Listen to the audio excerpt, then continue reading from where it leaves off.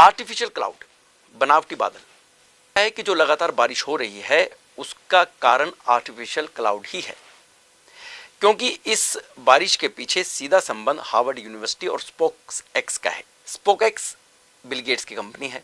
Bill Gates ने काफी पैसा इसमें इन्वेस्टमेंट किया हुआ है। 2008 से लेकर के अब तक लगातार इस पर काम हो रहा था कि किस तरह से आर्टिफिशियल बारिश करवाई जा सके या जो ग्लोबल वार्मिंग है उसको कंट्रोल किया जा सके। धरती के तापमान को कंट्रोल करने के लिए इसमें आसमान में प्लेन्स के माध्यम से कैल्शियम कार्बोनेट का छिड़काव हो रहा है। इसका होता यह है कि जो सूरज की किरणें हैं वह सीधे इस पर पड़ती है और इससे वापस स्पेस में यह किरणें चली जाती हैं।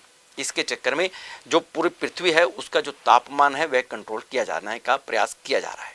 लेकिन अब इसका नुकसान यह हो रहा है कि जो बारिश होती है वह इसी केमिकल से निकलकर हमारे तक पहुंचती है और इसके कारण कई बीमारियां भी हो सकती हैं। कैंसर जैसी खतरनाक बीमारियां भी हो सकती हैं। क्योंकि इस पर अब क्वेश्चन इसलिए भी उठ रहा है क्योंकि पहली बात तो यह है कि भारत की बात करें या चंडीगढ़ की या आसपास क्षेत्रों की बात करें तो यहाँ पर सावन के महीने में भी इतनी लंबी झड़ी नहीं लगी है, लेकिन अब लगी हुई है जबकि यह मौसम ही नहीं है। वेस्टर्न डिस्टर्बेंस के कारण कभी भी 3 या 4 दिन की झड़ी नहीं लगती है। वेस्टर्न डिस्टर्बेंस कुछ एक स्पेल आता है और वो निकल जाता है।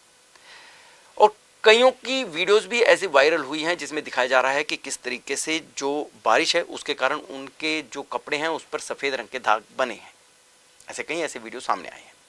यहाँ सिर्फ भारत की बात नहीं है बल्कि आसपास दूसरे जो देश हैं उनसे भी कई वीडियोस ऐसे सामने आए हैं जिसके कारण कहा जा रहा है कि यहाँ पर यह जो बारिश हो रही है केमिकल की बारिश है, जिसके कारण स्वास्थ्य को और फसलों को खासा नुकसान हो सकता है। लेकिन मौसम विभाग, अब इसका दूसरा जो पक्ष है वह मौसम विभाग है और मौसम विभाग का यह कहना है कि यह वेस्टर्न डिस्टर्बेंस के कारण हो रहा है। क्योंकि यदि यह केमिकल की बारिश होती तो मौसम विभाग को पता होना चाहिए कि वेस्टर्न डिस्टर्बेंस किस तरह से एक्टिव होता है और किस तरह से उससे बारिश होती है।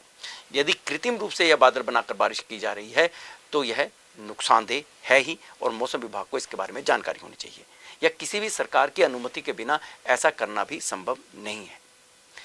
प्रश्न यह है कि यदि यह आर्टिफिशियल बारिश है, केमिकल की बारिश है, तो इसकी परमिशन किसने दी है, और यदि यह बारिश नहीं है तो इस मौसम में जब झड़ी लगती नहीं है तो झड़ी कैसे लगी हुई है।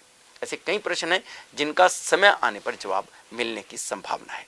लेकिन कुल मिलाकर हम आपसे यह उम्मीद करते हैं कि इस मौसम में अपने आप को जितना हो सके बारिश से बचा कर रखें, आंवला खाते रहें, उससे आपका जो इम्यून सिस्टम है वह स्ट्रांग होगा, ताकि यदि कुछ ऐसा है भी, केमिकल की बारिश वगैरह है भी, तो उससे बचा जा सके। यह नॉर्मल बारिश नहीं है जिसमें कि बच्चे नहा सकते हैं या ज़्यादा काम कर सकते हैं। इससे बचना ही बेहतर रहेगा। जय हिंद।